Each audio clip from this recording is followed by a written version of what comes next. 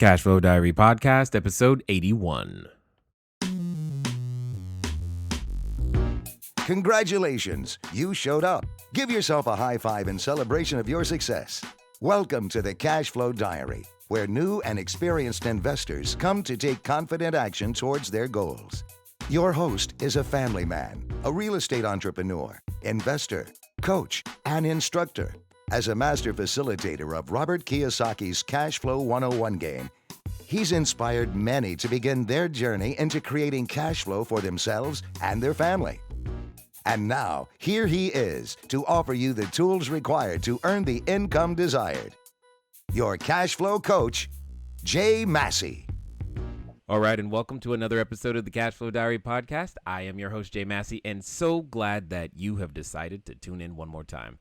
You guys know that we've been meeting some very high-level, interesting individuals that know way more about our brain than you and I do, which is great. And more importantly, it's awesome to be a part of a great event that's coming up, and many of you know about it.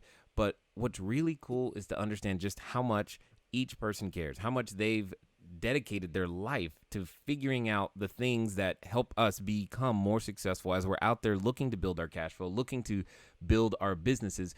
We have such great resources available to us because of the internet. Today's world, it's amazing. So we've got another special guest for you today. But before we go there, those of you joining us for the first time, make your way over to learninvestingnow.com. That's learninvestingnow.com. And you will find that we have a complimentary course sitting there waiting for you so that you can begin your journey as well. Today's guest is one of the world's leading experts on communication, spirituality, and the brain. He's on the faculty at Loyola Marymount University. And what's really cool is even though he's so accomplished, he's willing to share so much. He's authored 12 books, including the national bestseller, How God Changes Your Brain. And that one Oprah picked in 2012. So there's lots of questions just for me inside that one book alone. And he's been published throughout the world, featured in Time, Washington Post, New York Times, Forbes, Entrepreneur, Investors Business Weekly, and of course, Oprah Magazine. Now, that's just a quick way of saying is that we're going to learn a lot today. We're going to have a lot of fun, and we're going to find out a lot about ourselves. So please help me welcome Mr. Mark Waldman. I'm so delighted to be here. Thank you for having me on your program. Thank you for taking the time out of your day to share and just to help us understand more about ourselves in a lot of cases. Now, one question I love to ask nearly everybody is that I envision that today's entrepreneurs are like yesterday's superheroes. And, you know, like Spider-Man and Batman and Robin and those guys. And all of those guys have an origin story. And so before Batman was Batman, he was, Bruce Wayne, and he's, orphan and all this other stuff. Who was Mark Waldman before Mark Waldman was, Mark Waldman? I would say that Mark Waldman was a terribly confused individual who didn't even know that he was terribly confused until a psychotherapist back when he was 23 years old suggested that he was terribly confused. And because I was so terribly confused, I began to believe in the lie that psychotherapist had given me. And 40 years later, I've come to the conclusion that we have to be very careful about what other pundits of the mind say about ourselves because we're so open. We all kind of have a childlike imagination. And so when somebody else suggests something and says, this is what's true about yourself or the world, part of our brain is incredibly trusting.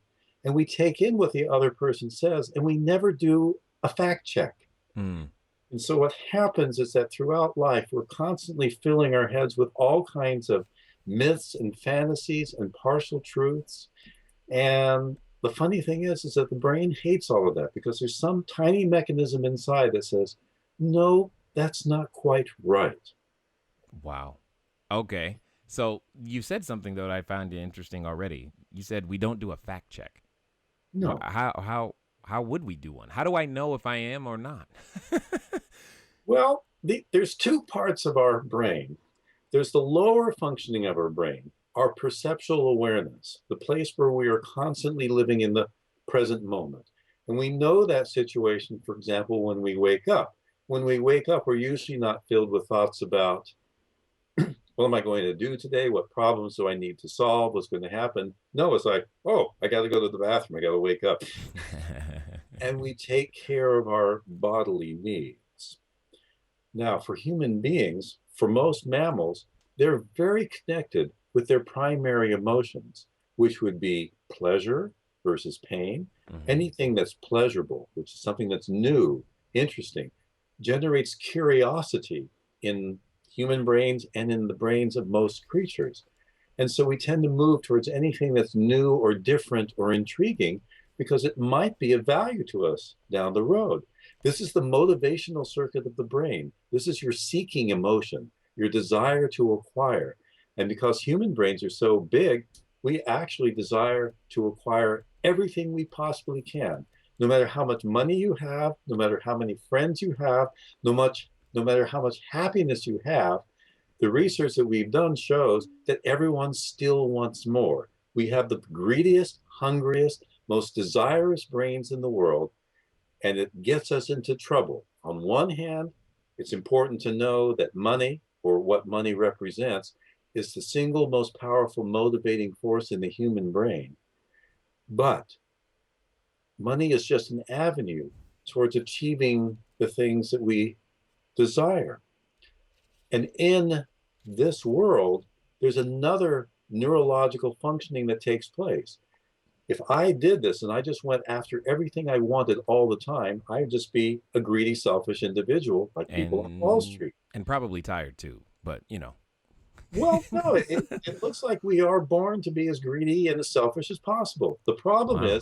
is when we see somebody else being greedy and selfish, another neurological circuit is triggered in the observer's brain, and it triggers a response called altruistic punishment. And what that means is that I am willing to punish you if you do not treat me with generosity and fairness.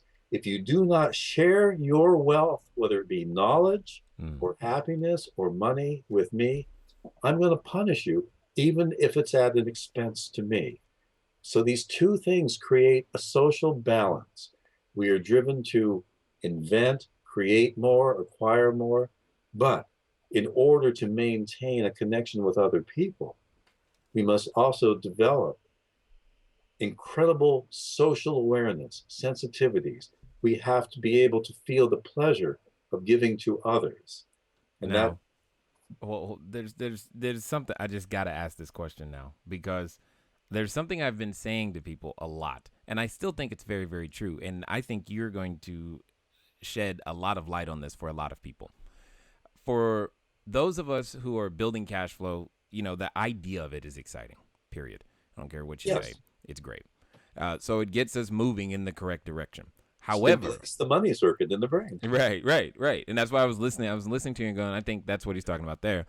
However, I've told many investors, being it on stage, in my book, what have you, that the two emotions, in my opinion, that most investors, or I'll say people, are dealing with at any given time is fear and greed. Those two, and they typically are, most of the investors experiencing fear typically when they're looking at buying something or acquiring, because this is what started, my wheels turning when you said the desire to acquire. So, and they're typically dealing with greed when it comes time to selling, or in your case, the word you were using was sharing something. And I would just, you being the smart brain guy you are, I would love to hear your thoughts on that thought of mine. Well, one of the things that we're doing, this is how I'm going to respond to your greed part, is that we're bringing into the business community, and this first started in the Harvard Business School, which is one of the first universities to recognize that greed is natural to the human nervous system, to the human condition. I mean, it's part of our survival basis. We cannot go against our survival needs. So remember, instead of using the word greed, I use the word desire. We are curious. You take a mouse and you put it into a maze and you put all kinds of unusual things in it. And what it's going to do is it's going to go around, sniff it out. It's going to gather and collect those things and save it. It's an investment it's making. It's collecting all of this new stuff because it may have value in the future. This is true for a mouse. and it's 10 times more true for a human being. Back in the 1930s, 40s, and 50s, if you remember the movie Beautiful Mind, and it was about John Nash, who won the Nobel Prize in economics for the notion of game theory, but his model was human beings, when given the opportunity, will try to make as much money as they possibly can for themselves and not care about anybody else. So for the next 50 years, a tremendous amount of research went into a field that's now called neuroeconomics. And we can actually put people in brain scan machines and give them all kinds of choices. So for example, I'll give you one of the exercises and you can actually experience it for yourself. Okay. I'm going to be the research professor, and I bring you into the laboratory and say, you know what? It's your lucky day. You go into that room there, and there's $100 in $1 bills on the table in there. Okay. And an exit door. You can go into that room, close the door, nobody will be looking at you or anything else. You may take as much or as little money off that table as possible and leave through the exit door. Okay. How much money do you take off the table? Is there anyone else in the waiting room with me at that time? No. Nobody. I have there in my head. There's no reason not to take every dollar. But notice in both your facial expressions that I can see and everything else, right. There's a lot of hesitancy around this. Right. You are actually experiencing the neurological dilemma of greed versus if there's somebody else around, they may punish me if I take too much. That's exactly that visceral experience you had is exactly that model that's been discovered. So I've clarified it for you. There's nobody watching. There's nobody coming into the room or anything else. It's all up to you. How much money do you take? I have no reason to leave any whatsoever. Okay, but I imagine you're actually in the situation. Do you actually take all the money, or do you feel too guilty to do so? Oh no, I don't feel too guilty to do so. I in my head, I'm thinking, what am I going to do with it? Am I going to help somebody, on the other side of the door, or does someone else need it more than I do? That's what I'm in my head. That's what I'm thinking. Is someone behind me really in need of the money, and therefore I'll leave it? But if that's not the case, then yeah, I'll take every dollar. Well, you're already expressing the higher level of entrepreneurial development. So you're aware that the money is there for you, you can take it, but you're also already thinking, might this be of more benefit to somebody else? Correct. So, yeah. We can look at a wide range of things, and the stereotypical person on Wall Street will take it all because they don't give a damn about anybody else. Okay, but the flip side of the coin is that we've been imposed upon that we have to share everything, that a lot of people can't take it all even if it's free because they're going to feel guilt. That's the individual who's going to fail at business. Oh, wow. So we have to, again, honor that part. So how much money are you taking off the table? I'll take the $100 and the table.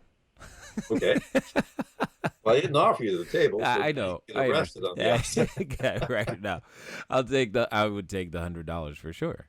Yeah. In this situation, there's no reason to not take the $100, all of it. But now you know that somebody else is going to come in, and I change the rule just a little bit and say, you may take as much money off the table as you want, and the next person comes in the room, gets the remainder. I would likely take half.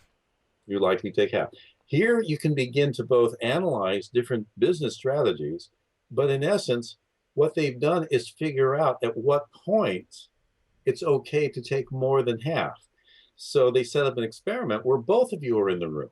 Okay. By the way, we can change the game too. What if there's $10 million in the room and I tell you to go in and take as much as you want? How do you react? Nobody else going in after you. It's the same situation. There's no difference. Yeah. Well, does it feel different to you? No, it's just I got to have more bags to carry it, I guess. For many of your listeners, this is a totally different situation. And so what holds true for $100 does not.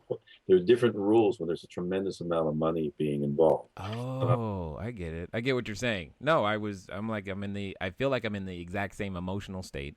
It's right. The exact same thought process. It's still going through my head, So let's take the mind game one further. Sure. You and I are in the same room. Okay. And I'm going to take a certain amount of money off the table first. If you don't like the deal, Mm-hmm. you can say, no, I don't accept it, and we both leave with no money. Okay. So there's $100 on the table, and Mm-hmm. I'm in there.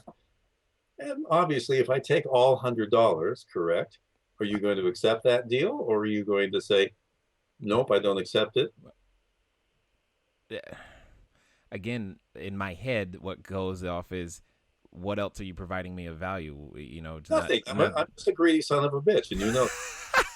Well, if that's the case, then yeah, no, I'm not going to accept that deal. There's no, win-win doesn't have to be equal, but there has to be a win. Okay, so I'm going to take $99 and leave you $1. That's still, I mean, if you're not providing any additional value outside of the dollars, then it's got to be 50-50. If there's something else you're providing me of value, then yeah, it can be it doesn't have to be an equal dollar amount. But that's what altruistic punishment is. So if I take $70 off the table, you're going to say no to the deal, which means that you're losing at that point. You're willing to lose $30 so that I don't get my $70. Correct? Oh, well, no, not really. When you put it that way.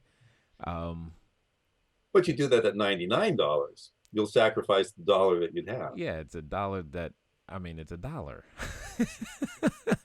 It's $1. Now you understand why I said $10 million. If I did the same thing and I say, you know what? Got it. I'm going to take $9 million and only leave you $1 million off on the table. That's fine. You're going to accept it. Yeah, I can. Or you're going to be pissed off at me for being unfair. I may not do business with you in the future, but I will take the $1 million. You will not do business with me in the future.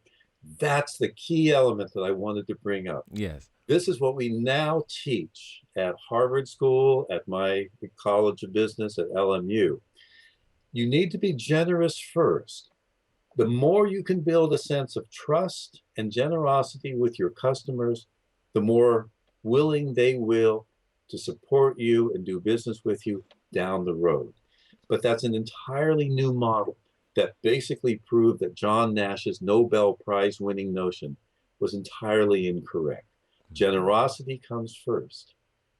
I agree. You know what's funny about that is, having made this transition into instead of just doing what we do, providing real estate, clean, safe, affordable housing, as we've made this transition into showing and telling and teaching other people, not only has more been coming to us, but it's actually been more fulfilling to help so many other people begin to take their first journeys and raise their capital for the first time and get their first single family houses and multifamily houses. And we're doing our best to create so much complimentary content and on all the YouTube channels, and it costs nothing. There's just so much out there, and we get emails all the time where people saying to us, we can't believe how much you give away for free. And I wasn't really thinking about that. I was just trying to help people. And I think, based upon what you're saying, if more entrepreneurs just came from a space of service, that we would have this situation. But this is the neuroeconomics of how your brain works. Got it. And so when we honor that, we honor not just ourselves, but we honor the society as well. And then we can begin to use these types of games and exercises.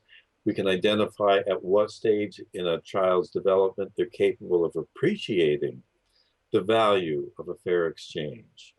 And it takes a long time for that to happen, about 28 years. What? Why? Because the part of the brain that evaluates fairness and empathy and generosity, the part of the brain designed for social awareness, is almost non-existent during the first 10 years of your life and doesn't fully come online till you're about 28, 29, 30 years old. What's funny about that is being a parent, 4 kids, the 17, 6, 4, and 3, and the 6, 4, and 3-year-old, we're always especially talking about sharing and being generous to one another. But based upon the information you're saying right now, somehow that's a challenge for them at that age. Well, they learn about this very early. The child, when they're first born, first of all, wants as much of anything new or different as they possibly can have. At the same collect time, a bunch of toys. Yeah. Another child comes into the room and they go pick up any toy. It doesn't matter what toy it is, because this kid over here is playing with this toy. They say, oh, you're playing with my toy. No, no, no, you can't do that. And so what happens is that this child gets up and walks away and leaves the child alone. Well, it turns out one of the other neurological needs, the thing that we desire the most beyond material stuff, is connections with other people. So a very young child begins to learn through play how to share their toys. Oh, if I share this toy with that person, I can play with their toy. And very slowly, over many, many years, through this play development, we learn how to interact and exchange and find out ways in where we both benefit from our shared interaction. Hmm. You know, what's interesting is if for some reason any of my college courses were as halfway interesting as this guy, I probably would have stayed longer. Didn't say, notice, I still didn't say I would have completed it. Would have stayed longer. It's interesting, for those who are able, to take classes in college with Mr. Mark Waldman here. I think you guys are very fortunate. I love how useful the information is. Hopefully, you guys are enjoying it too, because the experiments and things that are happening here are amazing. Anyway, wanted to let you guys know that Mark and myself, we will be at the Money Scored event with John Assaraf, Sharon Lecter, Jim Bunch, and a few others. You've heard from many of the others already. There's, I think, a total of 11 of us, which is kind of cool. Be out there in San Diego. So all you San Diego people, I'm looking forward to meeting you. That'll be great. And make sure, for those of you who, if you haven't attended yet, you want to go over to CashFlowDiary.tv. We do a web show there every Tuesday, 4 p.m. Pacific time. Okay, Tuesday, 4 p.m. Pacific time. And what we're doing is I'm just answering your questions as it relates to real estate investing, business ownership in real time. So if you've got a question, great time to do that is to ask it and to get your answer right there, Tuesday, 4 p.m. at CashFlowDiary.tv. Of course, still working on the audiobook. I want to make sure that you guys know that. You probably have noticed, though, the book is it's in the iBook store. It's on Kindle. We prefer that you obviously go to cashflowdiary.com/book and get it straight from us. However, you don't have to. You can get it on many different types of devices. We have an electronic copy as well on the website.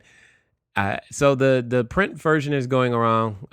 It's going along well. You guys are enjoying it. At least that's what I'm hearing, which I thank you for. The audio is coming soon. If you want to make sure that you're on the list for the audio, it is 949-682-3565, and you're going to send a text message to that number.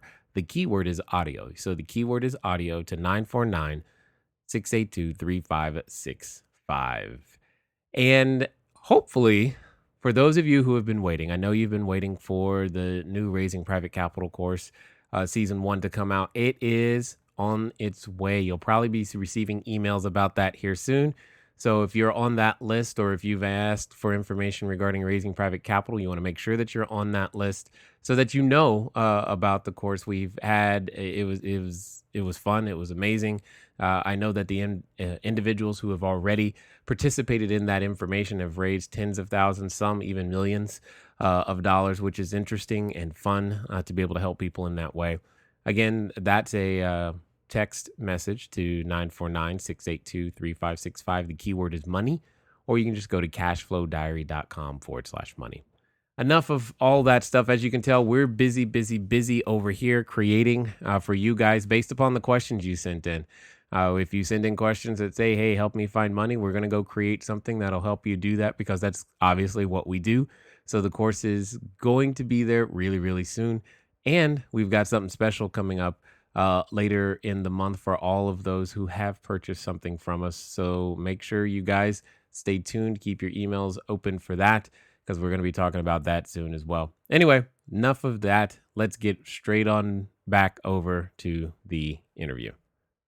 You know what's funny about that is that what you're, even though you're using kids as the example, that's the same thing that happens every time I've talked to a seller or a buyer for a house. It's the same thing that happens when I talk to someone seeking to raise capital or contribute. No matter what it is, that I'll call that exchange still takes place.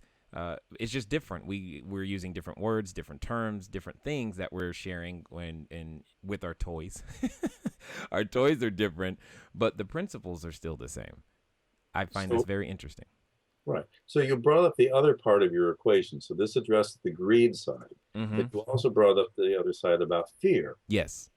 And so what I'm going to suggest is one of our primary fears, one is a fear of pain, but the other fear is social fear, which would be fear of rejection or retaliation. Okay. So again, if you don't share your toy with the other person punishes you by removing the social pleasure of the interaction. So we build a sense of fear in childhood too. But what many people don't realize is that as adults, we're walking around with a lot of old childhood fears. Most of our worries, fears, and doubts are memories pulled from the past and are being projected onto the present moment and onto the future. They aren't real. Hold on. Say that again. Most of you said their worries, fears, and doubts are memories? 90% of our worries, fears, and doubts are nothing more than a memory pulled out from the past and being projected onto the future. They have nothing to do with what's happening right now. And I'm trying to reconcile this in my head. Sorry, when I think about worry, at least before this conversation, when I was thinking, I pre-framed worry as borrowing trouble from the future. I'm concerned about something in the future, but you're saying it's not in the future. Help. Name to me one worry that you think is real right now. That I think is real? I don't think any of them are necessarily real. That's why if it's not real, what is it? Imaginary? Fake? That's what I'm calling that's what a memory is. A memory is just a picture, and it's very inaccurate. A memory only captures little bits and pieces of an actual event, and then each time we recall that memory, it changes. So we're not even recalling the same memory twice, but we don't know that. Most of our autobiographical memories, neuroscientists have now proven, have nothing to do with the reality of what we experienced as children. Okay. If this is the case, then we should... All right. So based upon what you're saying, then, we should have the ability to I guess, manipulate our memory, if you will, to be whatever we need it to be, or just dismiss it altogether. Well, we can do that. Okay, keep going. And the coolest thing is that the first step for getting rid of a negative memory is exactly what you said. You can turn to it, because when the memory comes up, it almost comes up as part image and part dialogue. So like, one of my worries would be, I won't have enough money for long-term retirement. Okay. Oh, yeah. That's, a lot of the clients we work with, that's their first thing they say is, Jay, I don't want to outlive my money. Right. And that's why we base it on cash flow as opposed to pile of cash. But okay. 30-year-olds don't think about that. They're too stupid to realize that they should be moving on to retirement when they are 30 years old. Remember, they don't have that brain. They're still narcissistically engaged. They're not aware of long-term. Now here I am at 60 going, oh, crap. Why didn't I think about this back when I was 30? Yeah, well, it's all good. That's what mentors are supposed to be for, if we have them. But here's the thing about that worry. I'm worrying now whether I'll have enough money to live on when I'm 90 years old. But I could be hit by a truck tomorrow. Right. So what we do is that we teach people, okay, you focus in on a worry. And first of all, worrying about something never solves a problem. It's like I'm driving my car and somebody cuts me off. If I'm going to worry about how am I going to get out of the way, I'm going to be dead. No, our instincts kick over. We find that our consciousness takes a back seat and we watch ourselves maneuver our car out of danger. And then we go, oh, yeah, you miserable person. You blame them usually. Yeah, right. Usually. Rather than the fact that I was the bad driver this time. Right. Well, then, it was my fault. If it was you, it was my fault in this case. Right. So. Wow. But that's all cognitive work going on after the fact. If we come into the present moment, then we're no longer dealing with the memory. So the question is, okay, it is true. I don't have enough money to make it to 90, but there's a lot of assumptions in there. I'll have plenty of money if I'm working till 89. Right. You got time to do something about it. So in the work that I do with my students and in the programs we create in the mindfulness training programs, we put a lot of emphasis into this statement, which is that 90% of your worries, fears, and doubts are fantasies, negative fantasies, being projected onto a future that doesn't exist. It takes you out of the present moment where real problem solving takes place. So we spend a lot of time teaching a person how to be in the present moment, how to be connected with what's actually happening rather than living in their memories and projecting them into their imaginary futures. You just took my very next question to you was going, okay, so if that's the case, how does one stay present, without going too far into the future, into the back? And then more importantly, how do you ever plan? How do you make a plan if you're looking to the future to make something happen? How do you make a plan? I mean, I don't know. Like I said, the worry is just, oh, what if this, what if that? The worry never helps you make a plan. But let me ask you and every person who's listening in on this call, close your eyes for a moment and think about a worry that you currently have. Okay. Notice that the more you visualize that worry, the more real it begins to feel. Yes, I don't like that. This is okay, but do it anyway. Because when you sit there, this is called mindfulness. When you watch your worry, when you watch your problem, even if it's real, even if you watch physical pain as it occurs, you fundamentally disconnect from the physical pain, and you end up, the observing self ends up being very calm and serene, even when you are in severe pain. So this is what mindfulness is. It teaches you that you can be in the present moment and not necessarily be as connected to real or imaginary worries, fears, doubts, and problems that you have. But come back to that worry, feel how real it is. And then here's what I want you to do. I want you to do one or all of the following three things. I want you to yawn and slowly stretch, so slowly that you can feel every muscle in your neck and shoulders and arms as you yawn and stretch. And then I want you to take your fingertips and start to stroke your palms of your hands and your arms. And as you do that, the more you can immerse yourself in that sensation, notice what happened to every single thought you had that was worrisome. I think every single thought I had was just gone. Exactly. Worrisome or not. You cannot do both. You cannot experience pleasure. You cannot be relaxed. You cannot be in the present moment and worry at the same time. Huh. That's funny. I like that. So these are very specific strategies that we teach people what to do. So for example, let's say you're about to go into an important business meeting, one that you feel unprepared for. Maybe you have to give a talk or a presentation or something like that. Under the table, we actually teach our business executives to just do this with their hand.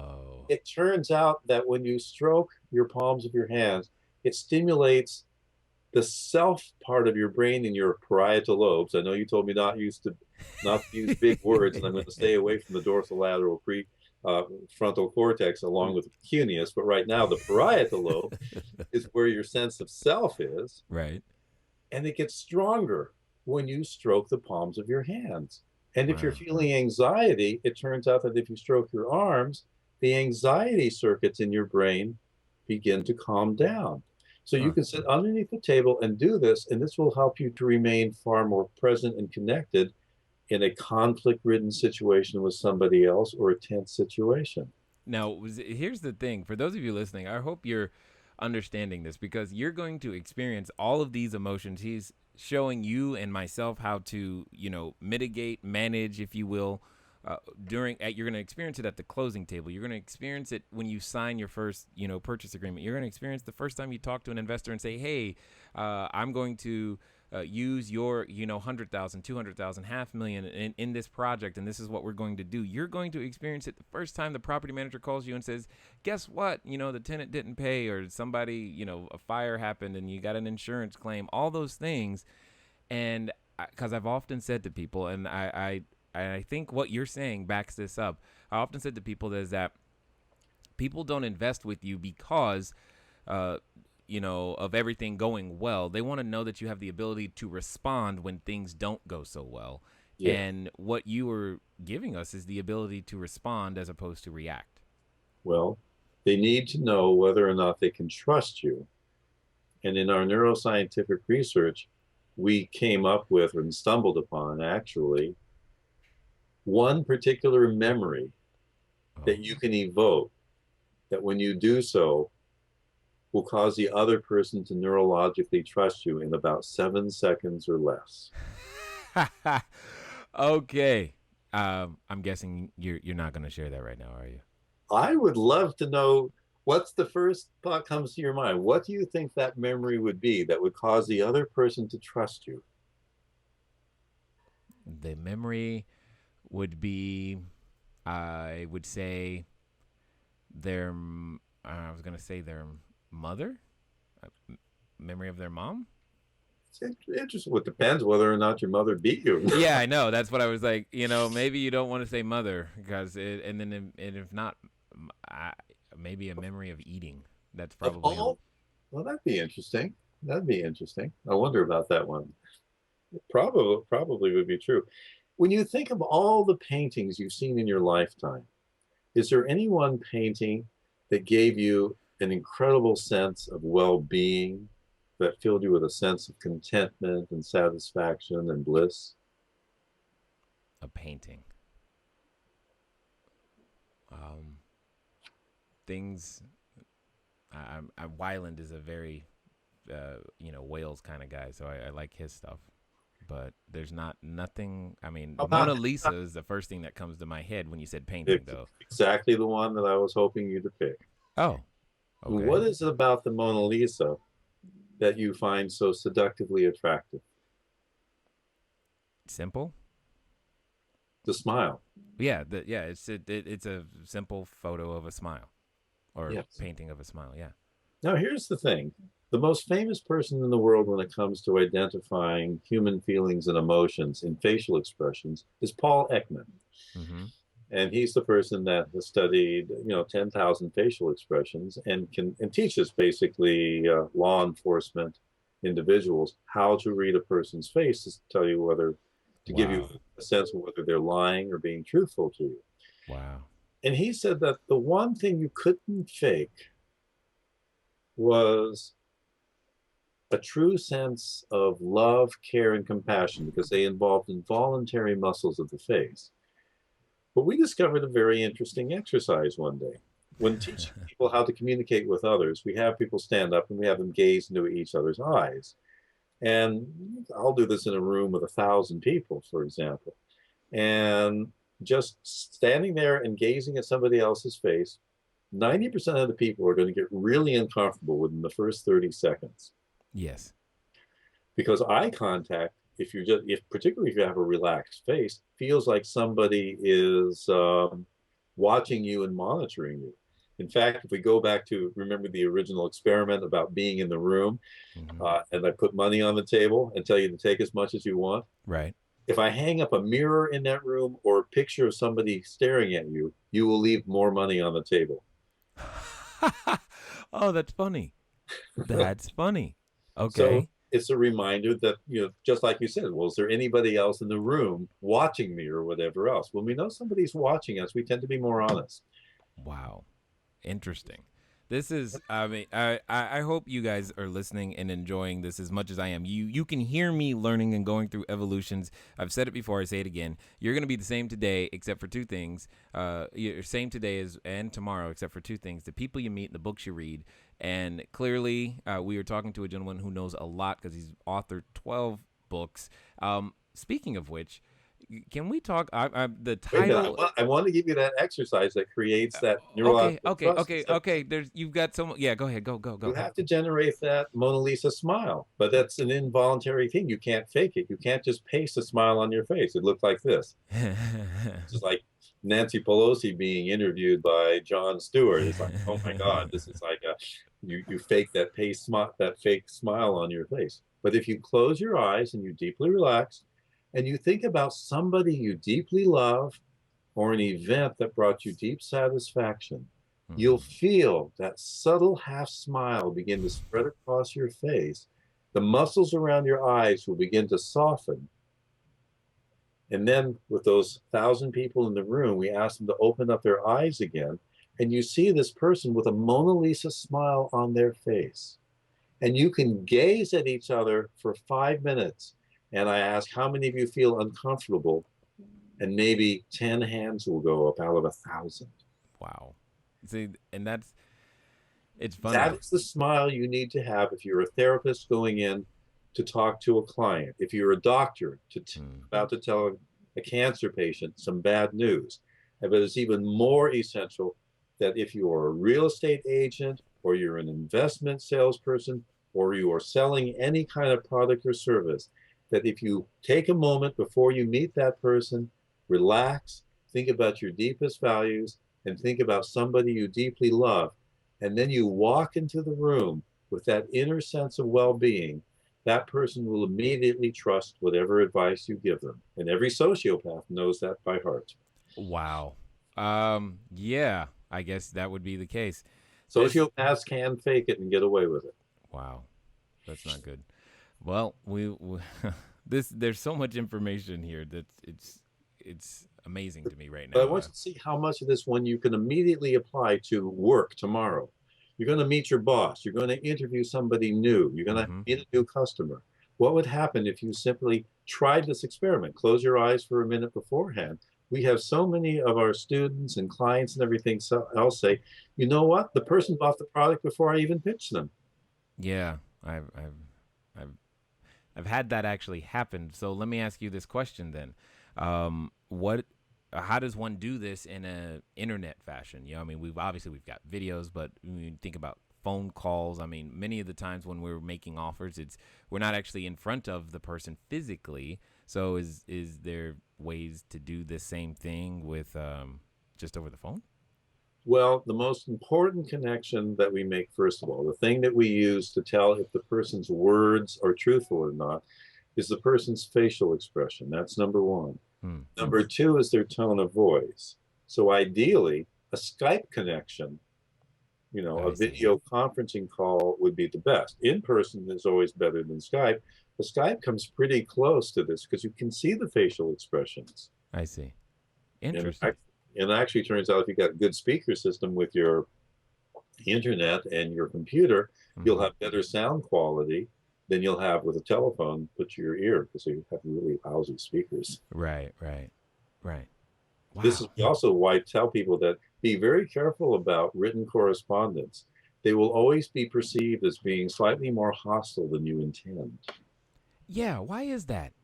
Because, I mean, I sent a text message. It happened to us yesterday. Someone sent in an email, and my assistant read it, and she was like, are they upset? And I was like, I don't think so. I'm going to call to make sure.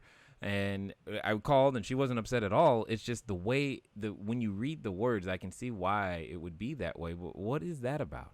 Well, we read somebody else's email very quickly, and we impose our own tones and nuances onto us. So it's kind of like saying, I'm going to give you a verbal email.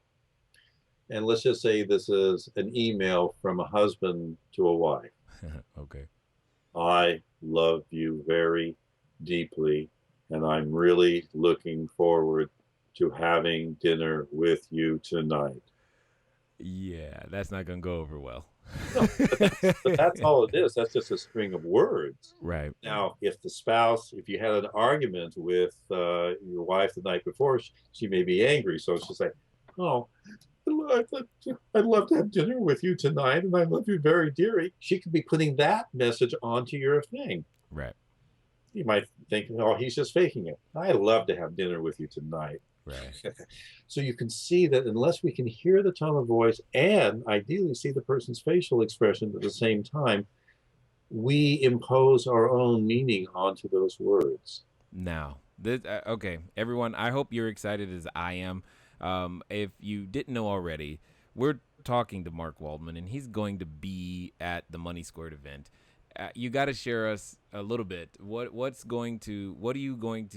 more do you actually have in store that we could learn from? Because if you got 12 books, I know that we've barely even covered chapter 1 in any one of the books, if that. So I'm curious to know, a little bit more about what you would be able to be presenting there, and how that also could help us continue to generate cash flow and build bigger, better business. I'm going to take people through about 15 of these core exercises. I've described a few of them to you on this program, but we've done it really fast in interview style. I'm going to do it a lot slower and take people clearly through this relaxation process, coming into the present moment. And then we're going to do something really fun and amazing. We're going to create what's called a crap board. Okay. It's more useful than a vision board. All right. This is going to be fun. Ladies and gentlemen, I'm excited to be there. You're going to put on a single sheet of paper every worry, fear, and doubt, every piece of crap you have. Crap stands for conflicts, resistances, anxieties, and problems. But you're going to do so while you're in this deeply relaxed state, thinking about people that you love, focusing on your deepest, innermost values. And what will happen is that the moment you get this all on your sheet of paper, all of your worries, fears, and doubts are going to look distant. They're going to look like a bunch of words on a piece of paper. And the most interesting thing is that you post that crap board up next to your computer and your mind stops worrying. I can't wait. This is exciting. So for those of us that want to take some more immediate action and want to find out more of the things that you have to say and offer, because I hope, ladies and gentlemen, you are hearing how I'm interpreting these things. This is very useful when it comes to the interpersonal skill required to build cash flow as a real estate investor, and to have the emotional intelligence necessary to just do business in general and work with people. If we wanted to find more out about you, sir, what would be the best way to do that, and what would you like us to do? Well, you go to my website, which would be www.markrobertwaldman.com. And of all of these strategies I've built into a new self-training audio program called NeuroWisdom 101. So it's the first mindfulness program that integrates the neuroscience of both happiness and success, of how to build both inner and outer wealth. And it takes you through 58 lessons of exercises very similar to some of the ones that I've given you so far. And after this 8-week period of time, we've been able to show that you have better control over your emotions, you feel more motivated in your work productivity increases, work stress decreases, you become more successful at work and at home. Wow. Love it. Thank you very much for the time that you've been able to spend here. I definitely appreciate you sharing your wisdom, your knowledge, and I thank you for even taking me through some exercises so that I could get some revelations. That was very, very cool, and I appreciate it a whole lot. My pleasure. All right, ladies and gentlemen, you know what time it is. It's time to move at the speed of instruction. Go to markrobertwaldman.com. Go figure out, those things. I love the idea of the crap board. If you're going to be at Money Squared, I can't wait to meet you, but I'm looking forward to doing my own board right now, and it's going to be a lot of fun. Ladies and gentlemen, I've had fun being here again today. Thank you for listening, and we look forward to hearing from you guys as well as talking to you soon. Until next time.